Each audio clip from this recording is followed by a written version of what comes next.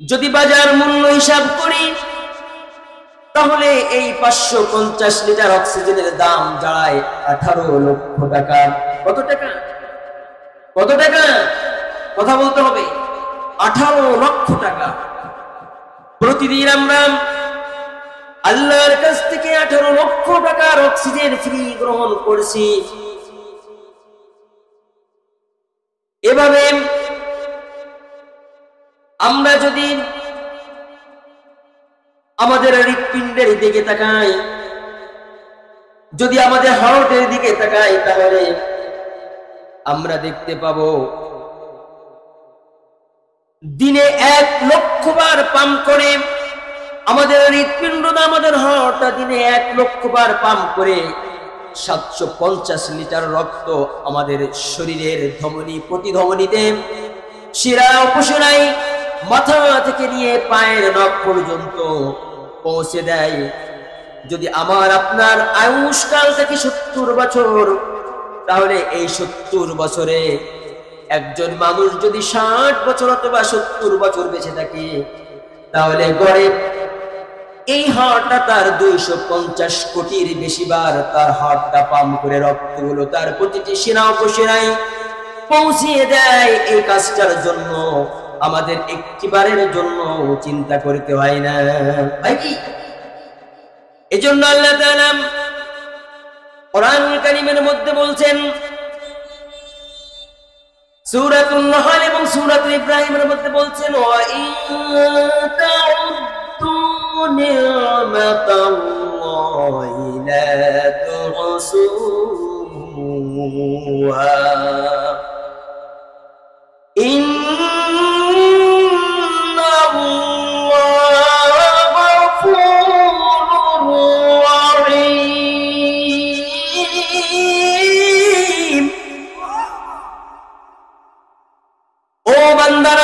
শুনে রাখো, যদি তোমরা আল্লাহ আমার নিয়ামতকে যদি তোমরা গণনা করতে চাও, আমি তোমাদের যে নিয়ামতের সাগরে ডুবিয়ে রেখেছি, যদি এই নিয়ামত গুলো নিয়ে তোমরা চিন্তা ফিকির করতে চাও, যদি তোমরা ভাবতে চাও, আমার নিয়ামত গুলো গুনে গুনে তোমরা শেষ করতে পারবে না। লা তুহসুহা, আমার এই নিয়ামত গুলো কাউন্টলেস হয়ে যাবে তোমাদের কাছে, কারণ আমি আল্লাহ তাআলা গফুর আর রহিম, বড়ই ক্ষমাশীল আর বড়ই দয়ালু। এই দয়ার কারণে তুমি যেদিকে তাকাও, তোমার ডাইনে, তোমার বামে, তোমার সামনে, তোমার পিছনে, তুমি যেদিকে তাকাবে আমার নিয়ামতকে তুমি অস্বীকার করতে পারবে না। আল্লাহ তাআলা সূরা রহমানে 33 বার বলছেন, ফাবিআই আলা'i রাব্বিকুমা তুকাল্লিবান। আল্লাহ তাআলা বললেন, ও বান্দা, তোমরা আমার কোন কোন নিয়ামতকে অস্বীকার করবে? আমার কোন নিয়ামত অস্বীকার করার কোন কায়দা তোমাদের নাই। আসমানের দিকে তাকাও, জমিনের বিস্তৃত জমির দিকে তুমি তাকাও, যদি আমার এই নিয়ামত গুলো তুমি চিন্তা করো, তুমি যদি কৃতজ্ঞ বান্দা হও, অবশ্যই কৃতজ্ঞতায় তোমার মাথা নুয়ে যাবে। আর এই কৃতজ্ঞতা, তুমি মানুষ, তুমি খুবই কমই কৃতজ্ঞ স্বীকার করো, কিন্তু আসমান আর জমিনে আমার যত সৃষ্টি রয়েছে, যত পশু পাখি রয়েছে, গাছগাছালি রয়েছে, তারকা রয়েছে, সূর্য রয়েছে, চন্দ্র রয়েছে, আসমানে যত তারকাপুঞ্জ রয়েছে, যত মেঘমালা রয়েছে, সমুদ্র রয়েছে, ঝর্ণা রয়েছে, পাহাড় পর্বত রয়েছে, তারা আমার নিয়ামতকে আমার প্রশংসা বাক্য দিয়ে প্রতিটা মুহূর্ত পার করে দেয়, তাই কিনা?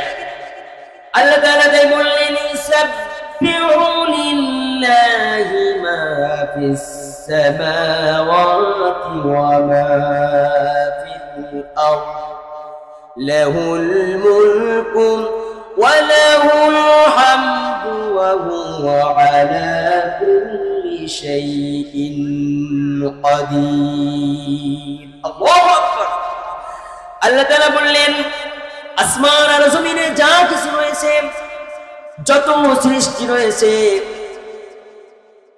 সব কিছু আল্লাহ তাআলার প্রশংসায় নিয়োজিত রয়েছে। প্রতিটা মুহূর্তে আল্লাহর প্রশংসায় গুণকীর্তন তারা করতে রয়েছে। কেন করতেছে? আল্লাহ তাআলা নিজেই বলছেন, কারণ আসমান আর জমিন আমি সৃষ্টি করেছি, আর এই আসমান এবং জমিনের মধ্যে যা কিছু রয়েছে সবই আমি আল্লাহর। লাহুল মুলকু, আমার কর্তৃত্ব, সব কিছুতেই আমার কর্তৃত্ব।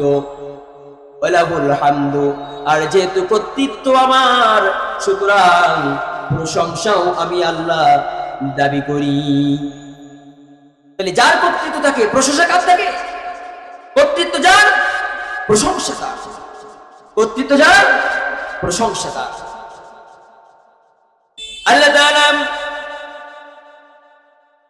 বান্দার দিকে লক্ষ্য করে আবারও বলছেন, ও বান্দা, ও আমার নাফরমান বান্দা, তোরা কিভাবে আমার নাফরমানি করিস? তোরা কিভাবে আমাকে ভুলে যাস? তোদের এত এত সুযোগ দিলাম, এত এত কিছু নিয়ামত দিলাম, যদি টোটাল জীবনটা, জীবনের শুরু দিন থেকে শুরু করে শেষ দিন পর্যন্ত যদি আমার নিয়ামতগুলোর কথা তোরা স্মরণ করতি, তাহলে কখনোই তোরা এমন অকৃতজ্ঞ হতে পারতি না।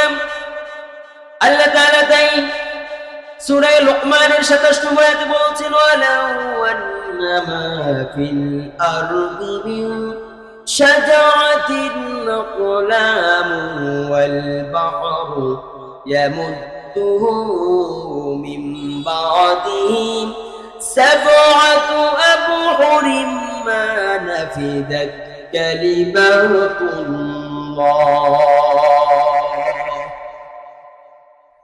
আল্লাহ তাআলা বললেন, ও বান্দারা, ও আমার সৃষ্টিজীব, কান খাড়া করে শুনে রাখো,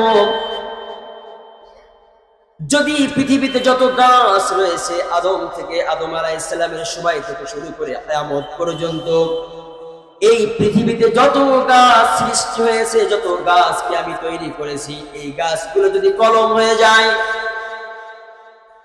আর সমুদ্রের পানিগুলো যদি কালি হয়ে যায়, এভাবে একটা সমুদ্রের সঙ্গে যদি আরো 7টা সমুদ্র যুক্ত হয়ে সমস্ত সমুদ্রের পানিগুলো কালিতে রূপান্তরিত হয়ে যায়, তাহলে পৃথিবীর গাছ নামক কলমগুলো আর সমুদ্রের পানি নামক কালিগুলো সব শেষ হয়ে যাবে, কিন্তু আমি আল্লাহ, আমার প্রশংসা বাক্যলিকা শেষ হবে না।